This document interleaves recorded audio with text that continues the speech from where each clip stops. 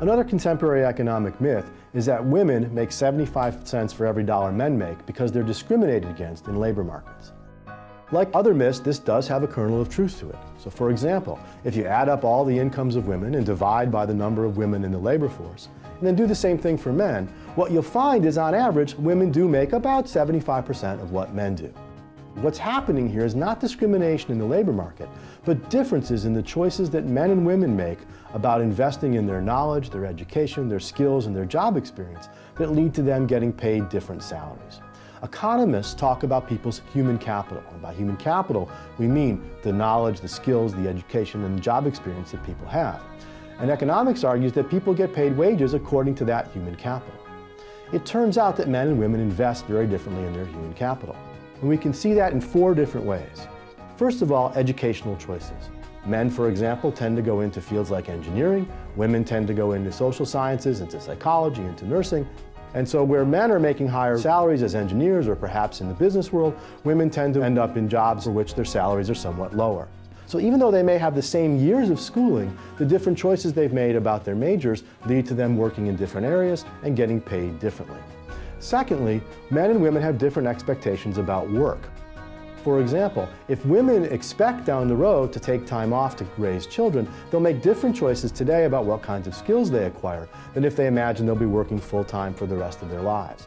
And we know historically that many women in the 1960s and 70s didn't imagine that they would be working full-time at age 40 and ended up making choices that led them to have jobs when they were working at age 40 that didn't pay as well as they might have otherwise. Younger women today, of course, are more likely to imagine themselves working at age 40 and therefore make different investments today.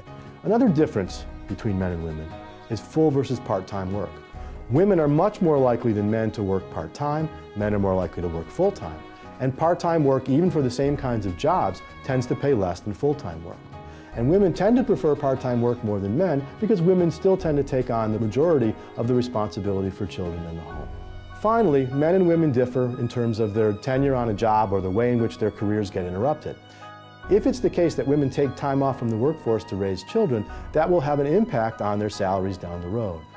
So when we put these 4 things together, what we get is that the difference between men and women's pay is not a result of labor market discrimination, but of the choices that men and women make before they enter the labor market or even when they're in the labor market about the kinds of jobs they want to have and the way they want to balance family and work.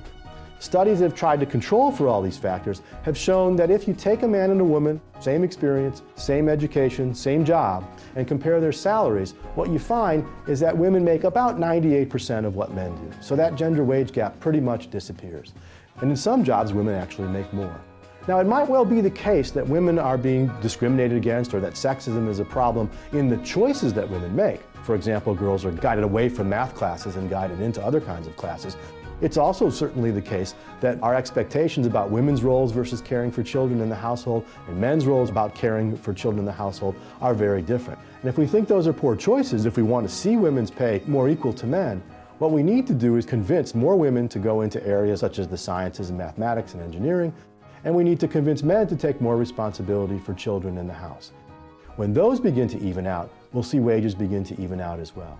But in the meantime, whatever choices men and women make, the wages they're paid in the market will reflect the productivity associated with those choices and are not the result of discrimination.